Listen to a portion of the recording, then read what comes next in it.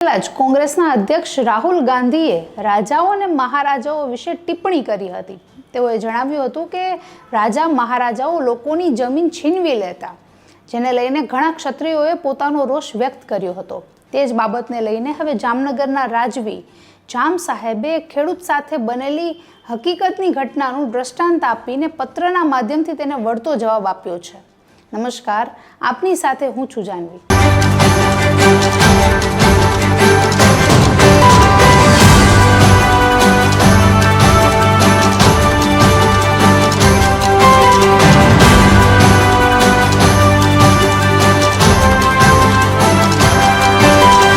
વખતમાં જે રાજાઓની ઉદારતા હતી તે વર્ણવતો એક પત્ર જે છે તે જામનગરના રાજવી જામ સાહેબે રાહુલ ગાંધીના જાણ માટે જાહેર કર્યો।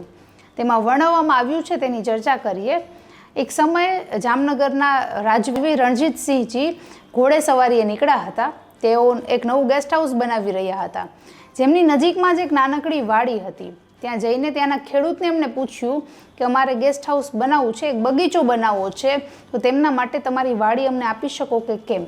ત્યારે જવાબમાં ખેડૂતોએ કહ્યું કે આ ગેસ્ટ હાઉસ છે તેના ઉપર મારું અને આખા મારા ઘરનું ગુજરાન ચાલે છે।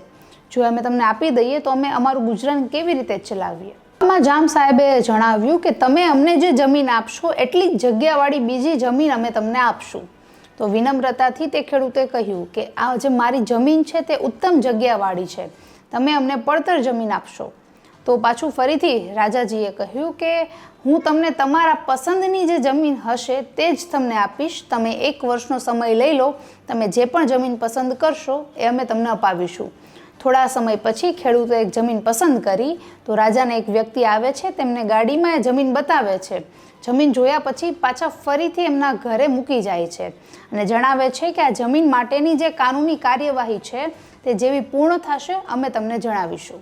દિવસો વીતી જતા ખેડૂતના પરિવાર કહેવા લાગ્યા કે રાજાજી આપણી પાસે આવ્યા હતા, ઘણી સારી વાતો કરી, પરંતુ હજુ સુધી કંઈ થયું નથી। ત્યારે સદનસીબે એક જ દિવસમાં રાજાના અમલદાર એમના પાસે આવે છે અને એક બીજી જગ્યા જોવા લઈ જાય છે।